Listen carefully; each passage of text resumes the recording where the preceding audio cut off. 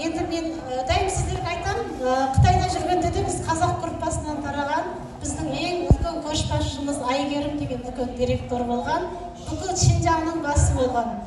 Ол кісі мықты университет бітірген. Осы компаниядан бұрын енді ол кісі бүкіл Америка, шетелдерге болат темір жөткеп, үлкен бизнестермен айналысып жүрген. Кейін осы компанияның маркетинг планын есту арқылы бүкіл мен қазақты кәсіптендірем деп осы жұмысты Қытайда қолға алған. Сол кісінің жеңгесі тұңғыш рет осы компания келген кезде қос қолдап мені бірге офисті бірге тұрғызғанбыз. Кейін ол кісі немере бағымен басқа жұмыстарымен қатты кірісе алмай жүр. Алла берсе кірісетін болады. Ол қонағымызды бүгін мен арнайы өз командасымен ұсыныс етіп отырмын. Олай болса Бекен ханым, Лиза ханым, Майра ханым үшеуі командаңызбен сіздерді шығып осы тұңғыш рет қалай қолдадыңыздар? Ол кезде өнімдердің бәрі қытайша болған. Мен де ол кезде қытайша сөйлейтінмін. Сондай болса да бұл кісілер сол кездің өзінде 15 мыңнан бал жатқан кісілер. Ал олай болса Бекен ханымды сөзге ұсыныс етейін. Рахмет. Құрметті қалайық, құрметті қонақтар, кәсіптестер. Сіздердің осы жерде осындай үлкен жиынға қатысып, осындай бір нәтиже жасап, еңбектеріңізден осындай бір жақсы көңіл күймен отырған жеріңізбен құттықтаймын. Рахмет. Әрине, оңай емес, анау арғы беттен осындай үлкен кәсіп әкелу. Жаңа Гүлзат айтып кетті, менің сіңілім, нағашы сіңілім, Айгерім деген өздеріңіз білесіздер, осы кәсіптің ең жоғарғысында тұрған Қытайдың өзінен кейінгі сол Айгерім Оразхан. Қазір Айгерімнің әпкесі Нұргүлсім Оразхан, ол кісі осы Алматыда тұрады. Ал енді өкінішке орай Айгерім сіңілім 19 жылы қайтыс болып кетті. Infinitus компаниясымен бүкіл енді жер шарын аралады деп айта аламын. Мен ол кезде Қытайға барып жүргенде туыстарыма 2006 жылы мені болмай қосқан. Осыны сіз апарып істеңізші, сіз қазақша орысша білесіз, осыны апарып таратыңыз деп. Сол кезде мен сол жылы тіркеліп, осы Алматыға біраз нәрселерін алып келген. Ол кезде енді шекарадан әкелу оңай болатын. Соны тұтынып жүріп, ол кезде өзімнің де жұмыстарым болды. Мен мұғаліммін негізі. Көп көңіл бөлген жоқпыз. Өйткені білесіздер ғой, өзіміздің халқымыз, өзіміздің қазақтарымыз Қытай өнімі десе, кішкене немқұрайлы қарайды.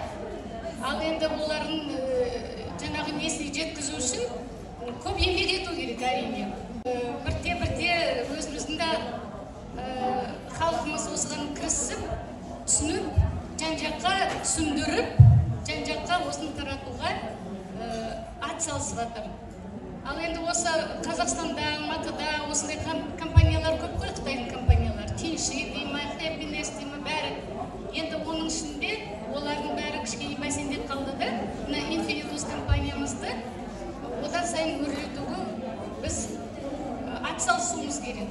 Шынында да бұның өнімдері нақты және адамның денсаулығына пайда әкелетін ешқандай химия қоспасы жоқ нәрселер біз сөйтіп уағыздап жүрміз. Арғы беттегі өздеріңіз білетін шығарсыз, Бауыржан деген Айгерімнің жолдасы, ол үлкен осындай несі бар, артынан ілесіп жүрген. Ол кісілер уже бриллиантовый жоғарғы сәтіне шығайын деп отыр. Көрдіңіз бе, қандай үлкен жетістікке барайын деп отыр. Ал енді сіздер қазір бірте-бірте көтерілгеннің өзі, ертең осы денсаулықтың арқасында осы компанияның жаңағы өнімі көтерілу, сіздер де сондай үлкен жетістікке жетесіз деп ойлаймын. 18 пен 19 аралығында әлі ешқандай офиста болған жоқ, істеу болған жоқ. Сонда мен өзімнің 2 бөлмелі үйімді, мына Абылайханның бойында Мақатаев, 2 бөлмелі үйімді босатып бердім. Осыған шақырыңыздар адамдарды. Осы жерде біз көрсетейік деп, сол кезде жаңағы Айгерім сіңілім келіп, өзінің көп қытайлар келді, нақты Қытайдың, осы компанияның қытайлары. Сол менің үйімді 3 ай ма 4 ай біз жұмыс істедік осындай. Ол кезде мына Гүлзия бар, Гүлзат бар, басқан кәсіпкерлерді онша көрген жоқпын. Енді одан кейін Гүлзат жаңағы саяхаттан өзіне жақсы бір офис алды да, сол офистан мінекей көшіп келе жатырмыз. Әрине, мен де көмектестім, ат салыстым. Одан кейін өзімнің басқа да жеке шаруаларым болды да, онша келе алмадым.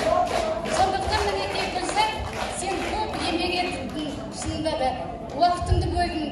Бізде мысалы үйде бала шаға бар, үйде көп нәрселер бар ғой, енді сен кішкене қолың бос, балаларың Құдайға шүкір үлкейіп қалды, әке шешеңді көшіріп алдың. Сіздерге еңбек ету керек осы жерде, шынында да. Сіздер осы өнімді жақсы білесіздер, жақсы айта аласыздар. Сондықтан біздің мына нағыз қазақтың, Қазақстанда жүрген қазақтардың денсаулықтарын жақсарту үшін еңбек етеміз. Рахмет сіздерге. Мен компаниям, менің группам бар. Бірақ бүгін мен қонақ ретінде, Гүлзат өзі қонақ ретінде шақырып отырғаннан кейін ең үздік өзімнің әріптестерімді алып келдім. Ал баршаларыңызға денсаулық тілеймін. Кәсіптеріңіз ары қарай өрши берсін. Бәріңіз миллионер болыңыздар. Қазақстанымыз алға бассын.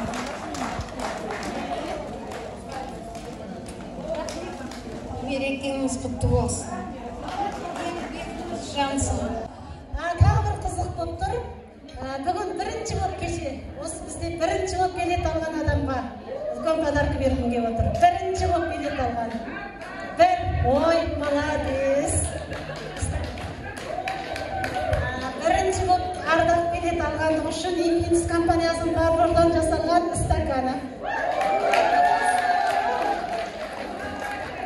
Барлықтарыңызда бұдан кейін билет сатқан кезде жарысып тұрып алатын болыңыздар. Рахмет. Рахмет. Ең соңында алған кісіге бермейсіз бе не?